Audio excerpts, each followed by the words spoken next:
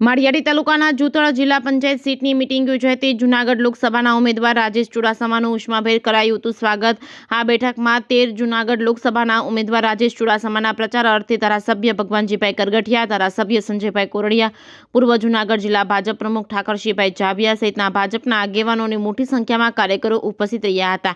દેશના વડાપ્રધાન નરેન્દ્ર મોદીએ કરેલા વિકાસના કામોમાં લોકો સુધી વાત પહોંચાડવા કાર્યકરોને આહવાન કર્યું હતું। દેશના વડાપ્રધાન તરીકે ત્રીજી વાર નરેન્દ્ર મોદી સુકાન મળે તે માટે ભાજપ તરફી વધુમાં વધુ મતદાન કરાવી રાજેશ ચુડાસમાને 5 લાખથી વધુ લીડથી જીતાડવા કાર્યકરોને કરી હતી અપીલ।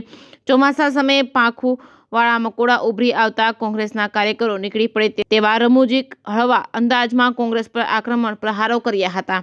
જેકેએસ ન્યૂઝ ગુજરાતી સાથે પ્રતાપ સિસોદિયા, માળિયાહાટીના। જૂથળ જિલ્લા પંચાયતની સીટના તમામ કાર્યકર્તાની મીટિંગ અહીંયા રાખવામાં આવેલી, જેમાં રાજેશભાઈ, સંજયભાઈ, અરવિંદભાઈ, માધાબાપા, તાલુકા જિલ્લા પંચાયતના સદસ્યો અને ખૂબ મોટી સંખ્યામાં કાર્યકર્તા હાજર રહેલ અને રાજેશભાઈને ખૂબ મોટી જંગી લીડથી 50,000ના લીડથી આ વિસ્તારમાંથી લીડ મળે એના માટેનો સંકલ્પ કરમાયો અને ખૂબ સારી સંખ્યામાં ખૂબ સારા વાતાવરણમાં નરેન્દ્રભાઈના હાથ મજબૂત થાય અને ત્રીજી વખત રાજેશભાઈને પણ હેડ્રિક લાગે અને નરેન્દ્રભાઈને પણ હેડ્રિક લાગે એવું મતદાન કરવા વિનંતી કરવામાં આવેલી છે। અલ્પેશ ઢોલરિયા, રાજકોટ જિલ્લા ભાજપ પ્રમુખ।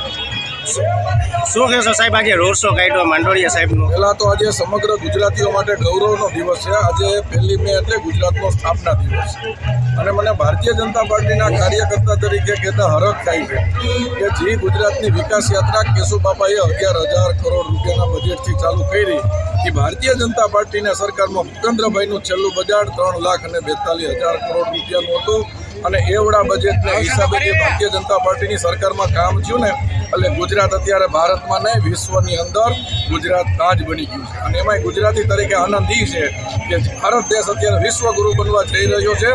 એના વડાપ્રધાન નરેન્દ્રભાઈ ગુજરાતી છે, અમિતભાઈ શાહ ગુજરાતી છે, એનું પણ આજ ગુજરાતી તરીકે હરખ છે અને 1 મેના દિવસે પોરબંદર લોકસભાના ભારતીય જનતા પાર્ટીના ઉમેદવાર આપણા મનસુખભાઈ મંડવિયાનો ધોરાજીની અંદર ભવ્યથી ભવ્ય રોડ શો હતો અને એ રોડ શોમાં મનસુખભાઈને વધાવવા માટે ધોરાજીની જનતા ઐતિહાસિક બહાર નીકળી ગઈ અને ભાઈઓ, બહેનો, ઉદ્યોગપતિઓ, દુકાનદારો બધાએ સૌએ સાથે મળી મનસુખભાઈનું અભિવાદન ઝીલું, એનો પણ અમને ખૂબ આનંદ। સાહેબ, કેટલી લીડથી જીતશો, કેવી આશા મળે લોકો?